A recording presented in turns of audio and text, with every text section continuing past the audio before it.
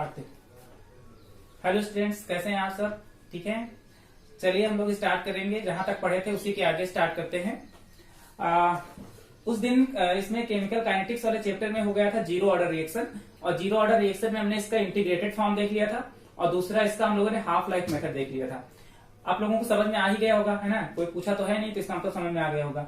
आज हम लोग बात करेंगे फर्स्ट ऑर्डर रिएक्शन की, और क्वेश्चन जो आपका न्यूमेरिकल आएगा वो फर्स्ट ऑर्डर रिएक्शन से ही आएगा। 90% चांस रहेंगे बोर्ड में आने के, इसी से ज्यादा क्वेश्चन आपका बनेगा। तो फर्स्ट ऑर्डर रिएक्शन में देखो डेरिवेशन सेम उसी तरीके से होगा जैसे कल वाला किया था जीरो ऑर्डर रिएक्शन वाला। सिमिलरली बिल्कुल उसी तरीके से डेरिवेशन इसका भी है। भाई जहां पर ऑर्डर यहाँ पर जीरो रखा था, यहाँ पर हम ऑर्डर क्या रख देंगे? फर्स्ट ऑर्डर एक ऑर्डर रख देंगे, उसका हम यहाँ पर उठा करके। अब देखो क्या है कि वही सेम काम हमारे पास है कि एक रिएक्शन आर है, रिएक्टेंट है आर, और ये गोइंग टू प्रोडक्ट पी। बिल्कुल सेम डेरिवेशन वहीं पर करना है उसी तरीके से। जब टाइम जीरो था उस वक्त इसका इनिशियल कॉन्सेंट्रेशन आर नॉट मान लेते हैं, अभी प्रोडक्ट कुछ नहीं था, और कुछ समय के बाद after T second, after time T समय के बाद मान लेते हैं कि इसका कॉन्सेंट्रेशन कितना हो गया है? आरटी हो गया है, या रिमेनिंग कॉन्सेंट्रेशन आर मान लेते हैं, और इधर कुछ प्रोडक्ट बन गया होगा क्या हमारे पास? ईटी। ठीक, ये आरटी उसमें माना था, माना हो तो मान लीजिए, ये रिमेनिंग होगा आरटी। अब क्या है ना कि हमने पढ़ा कि रेट ऑफ रिएक्शन को दो तरीके से लिख सकते हैं, एक तो उसका डिफरेंशियल फॉर्म है, और दूसरा उसका हम रेट लॉ के अकॉर्डिंग लिख सकते हैं। तो अगर अकॉर्डिंग टू रेट लॉ लिखें हम, तो अकॉर्डिंग टू रेट लॉ इसको कैसे लिखेंगे कि इसके अकॉर्डिंग होता है कि rate of reaction is equal to D by D T, और यहां पर इसका कॉन्सेंट्रेशन रख देंगे, इसको इक्वेशन नंबर फर्स्ट नाम दे देते हैं। और अकॉर्डिंग टू, और एक काम कर लेते हैं, ये डिफरेंशियल फॉर्म हो गया। Rate of reaction rate law के अकॉर्डिंग होता है, ये कांस्टेंट होगा यहाँ पर के, और यहाँ पर हो जाएगा आपका जो भी इसका कॉन्सेंट्रेशन है उसकी पावर एन हो जाएगी। अच्छा, यहाँ पर हमारे पास ऑर्डर कितने का है? ऑर्डर यहाँ पर 1 है, तो फर्स्ट ऑर्डर रिएक्शन है तो ऑर्डर 1 यहाँ पर रखेंगे। तो रेट ऑफ रिएक्शन को क्या लिख सकते हैं हम यहाँ पर? के। अच्छा, आर की पावर 1 है यहाँ पर, तो आर की पावर 1 का मतलब आर ही हो जाएगा, तो ये के इंटू आर हो जाएगा। इसको इक्वेशन फर्स्ट नाम दे दें। उसी तरीके से अकॉर्डिंग टू डिफरेंशियल इसका फॉर्म ले लेते हैं। डिफरेंशियल फॉर्म में अगर लिखेंगे तो रेट ऑफ रिएक्शन को लिखने का तरीका क्या होता है? माइनस डी, और ये concentration D R by D T, तो ये टी के रिस्पेक्ट में हो गया है। इसको इक्वेशन 2 मान लेते हैं। वही सेम काम किया है जो कल किया था, वहां पर ऑर्डर 0 था, यहाँ पर ऑर्डर 1 होगा। अब देखो दोनों इक्वेशन को हम क्या कर सकते हैं? कंपेयर कर सकते हैं। तो फ्रॉम इक्वेशन 1 एंड 2, दोनों इक्वेशन को अगर हम कंपेयर करें तो यहां से कितना हो जाएगा? देखो माइनस का D R by D T, और इज इक्वल टू ये हो जाएगा आपका के इंटू आर, ये हो जाएगा। अच्छा, एक काम करते हैं कि वही काम करेंगे इसमें भी, कि भाई इसको हम क्या करेंगे? इंटीग्रेट करना है। तो इंटीग्रेट करने के लिए हमको क्या करना पड़ेगा कि डी बाई डी टी, और ये आर जो यहाँ पर लिखा है ये लिखा रहने दीजिए, एक बार डी टी इधर मल्टीप्लाई कर दीजिए, वही काम इधर भी कर लेते हैं, k into r into d T, और ये माइनस का साइन इधर के बजाय उधर भेज देते हैं। यहाँ पर देखो ये डी टी से डी टी कैंसिल हो जाएगा, तो यहाँ पर कॉन्सेंट्रेशन आर नॉट से क्या हो जाएगा? आर टी, और यहाँ पर 0 से कितना हो जाएगा? टी। तो देखिए क्या है कि यहाँ पर एक काम करते हैं कि इंटीग्रेशन ये डी आर, और देखो ये आर इधर उठा लाते हैं ये, ठीक है, और ये लिमिट हो जाएगी r naught to r is equal to minus का के। अच्छा, के तो आपका कांस्टेंट है, ये बाहर हो जाएगा यहाँ से, और डी टी का इंटीग्रेशन कितना हो जाएगा? टी, और लिमिट 0 से टी, ये हो जाएगी। अच्छा, ये 1, अच्छा हमको पता है कि integration of 1 upon x dx का इंटीग्रेशन क्या होता है? लॉग एक्स बेस ई, तो वही सेम चीज यहाँ पर जाएगा। यहाँ पर 1 अपॉन आर डी आर लिखा है, तो इसका इंटीग्रेशन कितना हो जाएगा? लॉग आर बेस ई, और लिमिट कहां से कहां तक? R naught to r is equal to minus का के और इंटू टी। 0 रखोगे लोअर लिमिट तो 0 ही हो जाएगा पूरा। अब क्या करना है ना कि एक बार upper limit minus lower limit, तो ये हो जाएगा लॉग, अपर लिमिट रखेंगे तो आर बेस ई माइनस का log R naught base E is equal to minus का के इंटू टी, ये हो जाएगा। अब देखो एक इक्वेशन तो ये हमारे पास बनकर के तैयार हो गई है, यहाँ पर एक इक्वेशन बनकर तैयार हो गई है। अच्छा, इस माइनस के साइन को अगर इधर ले आए तो ये लॉग ई और ये आर नॉट हो जाएगा, और ये माइनस वाला प्लस हो जाएगा, प्लस वाला क्या हो जाएगा? माइनस हो जाएगा। तो ये r e is equal to ये हो जाएगा के इंटू टी, ये हमारे पास बनकर के तैयार हो गया है। अब देखो ये वाली इक्वेशन जो है, अगर हम इसको इस तरीके से लिखना चाहें कि log e into r naught, या ऊपर वाली इक्वेशन को देख लेते हैं, इस इक्वेशन को हम जरा उसमें बंद कर लेते हैं, या इसको थोड़ा सा हम सिंप्लीफाई करके लिख लेते हैं। अभी यहाँ पर इसको मत लिखिएगा, इसको इस तरीके से लिख लें अगर हम कि log r base E is equal to minus का के टी, और ये माइनस का जब उधर चला जाएगा तो प्लस का क्या हो जाएगा? लॉग आर नॉट बेस ई। तो देखो एक इक्वेशन यहां से ये बनकर के तैयार हो गई है। अब ये वाली भी देखो, ये y बराबर mx प्लस c को शो कर रही है इक्वेशन को। तो यहाँ पर y बराबर कितना हो जाएगा आपका, y बराबर हो जाएगा log r base e। Slope जो आपका होगा, ये जो स्लोप है m, तो m देखो स्लोप कितना है, माइनस करके है, यानी कि स्लोप उल्टा होगा। और ये जो है y, ये जो आपका है m इंटू एक्स, तो x एक्सिस पे क्या दिखाएंगे हम लोग, टाइम दिखाएंगे। और ये वाला पूरा पार्ट क्या हो जाएगा आपका, c हो जाएगा, log r not base e। तो अगर हम इसका ग्राफ एक बनाना चाहें तो ग्राफ किसके बीच में बनेगा, y बराबर मतलब है क्या, y बराबर है log r बेस e, और इधर की तरफ क्या हो जाएगा, टाइम हो जाएगा। तो जब इसका ग्राफ बनेंगे तो स्लोप कैसा होगा, कैसे ऐसे उल्टा करके होगा स्लोप। यहाँ पर ये माइनस करके जो है ये स्लोप दिखा रहा होगा ये।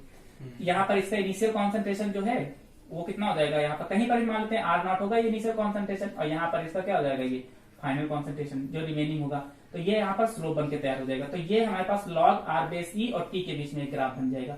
अभी ये खत्म नहीं हुआ है, अभी इसके आगे भी इसको थोड़ा सा सिंप्लीफाई करके इसके आगे भी करना पड़ेगा।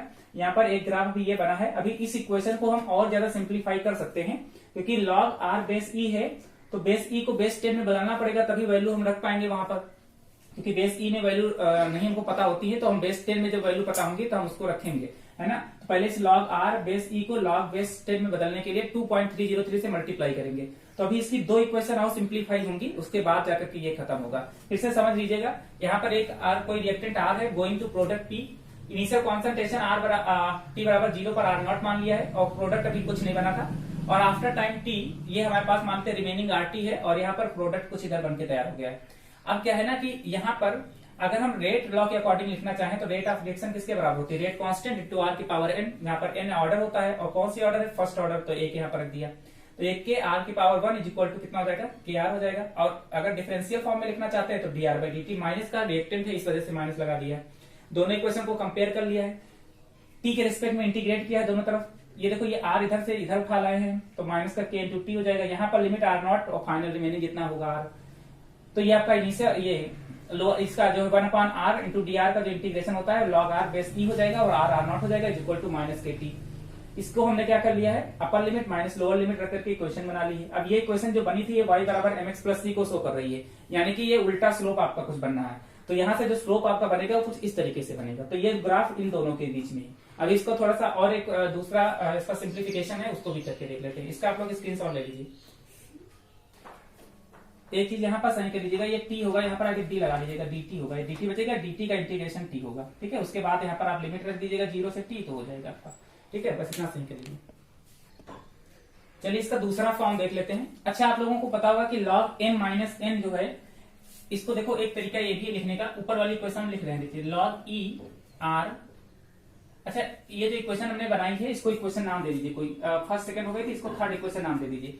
इसको जरा फिर से लिख लेते हैं इसको इस तरीके से कि log, देखो ये माइनस का के टी इधर भेज देते हैं और इधर वाले को उधर लेके चले जाते हैं। तो हम इसको ऐसे लिख सकते हैं log r naught minus log, ये बेस e है, r base e is equal to k into T.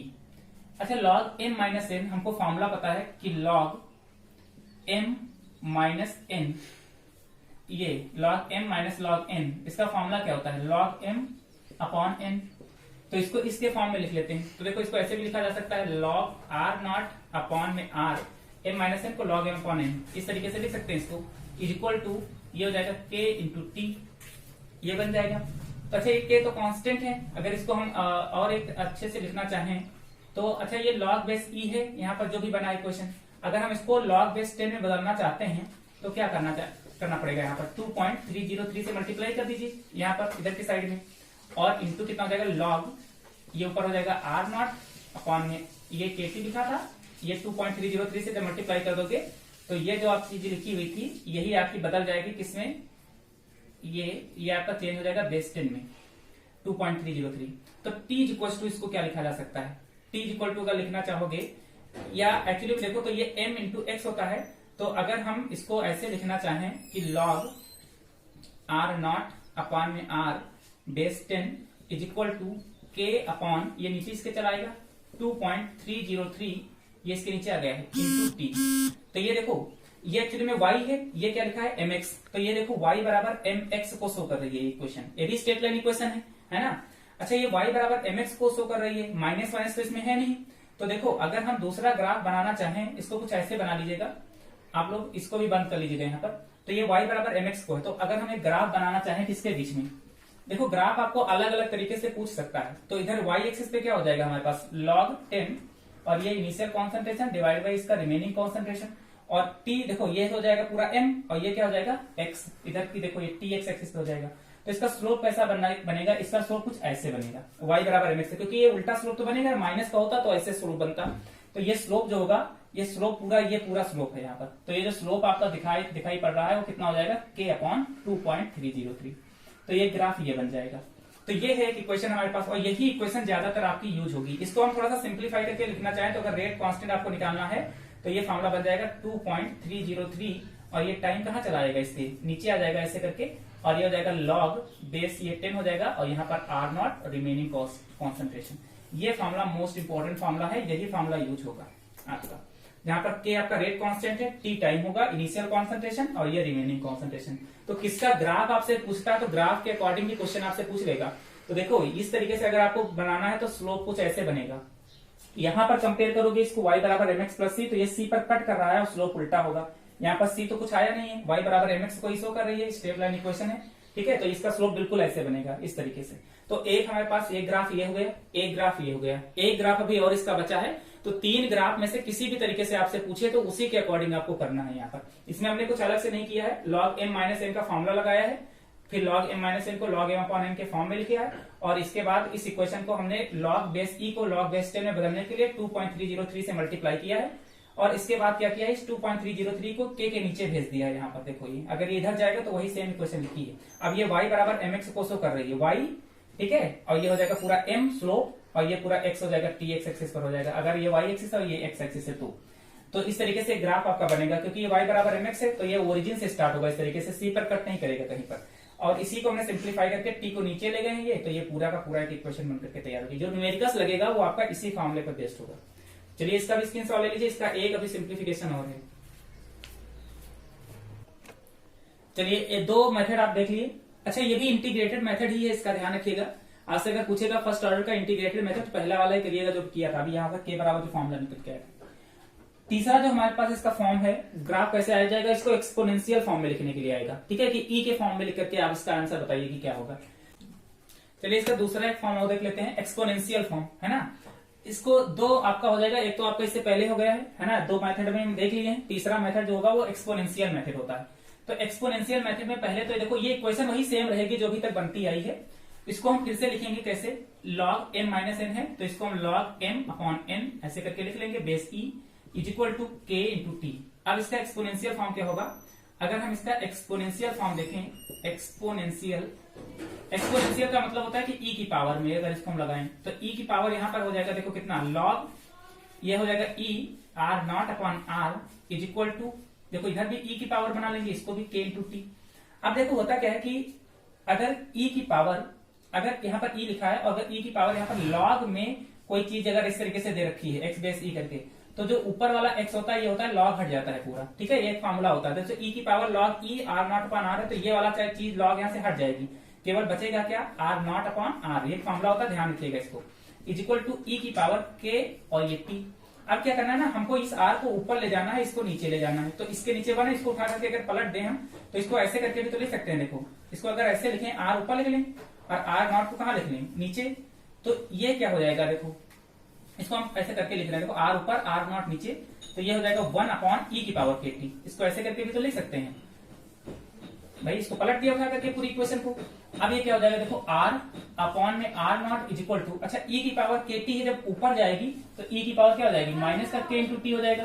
तो r बराबर क्या बन जाएगा, r नॉट इंटू e की पावर माइनस का k इंटू टी।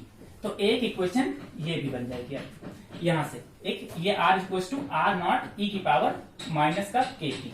तो एक इक्वेशन यहां से, ये इसका एक्सपोनेंशियल फॉर्म है, जहां पर वेयर, अच्छा ये अभी यहाँ पर भी पढ़ रहे हैं, एक सोडी फजान रूल है आपका रेडियो एक्टिविटी में, फिजिक्स में, वहां पर भी ये सेम फॉर्मूला आपको पढ़ना पड़ेगा, ये पूरा चैप्टर वहां पर है।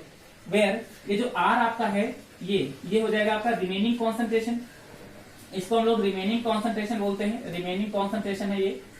और ये जो आपका r नॉट है इसको हम लोग बोलते हैं, r नॉट ये वाला r नॉट इसको हम लोग बोलते हैं ये इनिशियल कॉन्सेंट्रेशन इसका हो जाएगा, इनिशियल कॉन्सेंट्रेशन यहाँ पर। और जो के है आपका, इसको हम लोग रेट कांस्टेंट बोलते हैं, ठीक है। तो ये तो रेट कांस्टेंट है।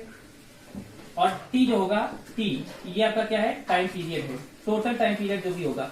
अब अच्छा, अगर इसका हम लोग ग्राफ बनाएं, मतलब किसके किसके बीच में, ऊपर हो जाएगा कॉन्सेंट्रेशन, है ना, और नीचे क्या हो जाएगा, टाइम। अब देखो जब इसका ग्राफ बनेगा तो ये स्टेट लाइन इक्वेशन नहीं लिखी है, इस चीज का ध्यान रखिएगा। ये y बराबर mx नहीं है, ये स्टेट फॉर्म इक्वेशन है ही नहीं।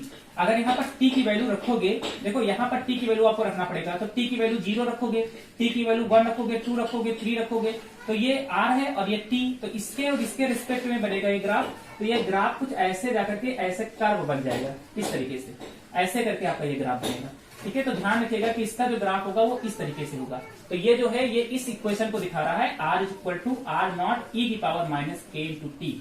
अब ये ग्राफ क्या दिखा रहा है, देखो भाई यहाँ पर इसका कुछ कॉन्सेंट्रेशन आर नॉट था, फिर टाइम था। जितना जितना आप क्या करते जाते हैं, टाइम बढ़ाते जा रहे हैं, देखो आर की वैल्यू धीरे धीरे क्या होती चली जा रही है, कम होती चली जा रही है, और टाइम क्या होता चला जाएगा, बढ़ता चला जाएगा, ठीक है। तो ये ग्राफ है एक्सपोनेंशियल के फॉर्म का। वही सेम है, इक्वेशन को log m अपॉन n के फॉर्म में हमने लिखा है, उसके बाद एक्सपोनेंशियल फॉर्म में लिखने के लिए e की पावर में हमने सबको कर दिया, इस पूरे को e की पावर में कर दिया है। अब e की power log x base e में अगर कोई चीज लिखा होगा तो उसका फॉर्मूला x हो जाता है। तो ये हमने क्या किया, r नॉट बाई आर लिख लिया इक्वल टू e के। अब इसको हमने पलट दिया, r ऊपर r नॉट नीचे हो गया, 1 अपॉन e की पावर के टी। इसके अलावा क्या है कि r upon r naught is equal to, अब देखो ये पावर जब नीचे से ऊपर जाएगी तो माइनस की हो जाएगी, तो ये r बराबर क्या हो जाएगा, ये r नॉट इधर चला जाएगा, तो r नॉट e की पावर माइनस के टी। तो ये फार्मूला बन जाएगा। अब यहाँ पर जो ये t की वैल्यू जितना भी रखते जाएंगे तो ये अगर बढ़ता जाएगा तो ये ऑटोमेटिक कम होता चला जाएगा, माइनस में पावर है इसकी। तो इस वजह से इसका ग्राफ कैसा बनेगा, ऐसे कर्व लाइक बनेगा, ऐसे स्ट्रेट लाइन नहीं बनेगा।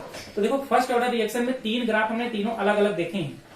ध्यान रखिएगा, जिसके लिए आपसे कहेगा बनाने के लिए उसके अकॉर्डिंग आपको ग्राफ बनाना है, इस चीज का बड़ा ध्यान रखिएगा। अच्छा, अगर आप लोगों के होमवर्क के लिए एक ग्राफ आप बना करके हमको भेजिएगा कि अगर ये क्वेश्चन जो लिखी है, अगर हम इसको log e और ऊपर अगर हम इसको इस फॉर्म में लिख लें, जैसे r अपॉन आर नॉट के फॉर्म में लिख लें, इसके में और t के रिस्पेक्ट में अगर आपको ग्राफ बनाना हो, इसके और इसके बीच में, तो ग्राफ कैसा बनेगा ये आप बताइएगा हमको। मतलब ग्राफ आपको बनाना है log बेस e ऊपर r नीचे r नॉट और टाइम के बीच में, इसका ग्राफ कैसा बनेगा। जब आपसे ग्राफ पेपर में आएगा तो बड़ा ध्यान रखिएगा कि किसके बीच में पूछ रहा है। हमने ये वाला ग्राफ देखा था इससे पहले वाले में कि r नॉट बाई आर था और नीचे जो हमारे पास था टाइम था, तो इसके बीच में ग्राफ ऐसा बना था। अब जब ये वाला ग्राफ बनाने के लिए आएगा तो ग्राफ कैसा होगा ये आप लोग हमको बताइएगा, ठीक है। ये आपका होमवर्क है, बाकी इसका स्क्रीनशॉट ले लीजिए। बाकी का जो इसके आगे वाला जो भी होगा आपका मॉलिक्यूलरिटी ऑफ रिएक्शन है, उसको नेक्स्ट वाले लेक्चर में आपको बताएंगे, ठीक है। इसका स्क्रीनशॉट ले लीजिए।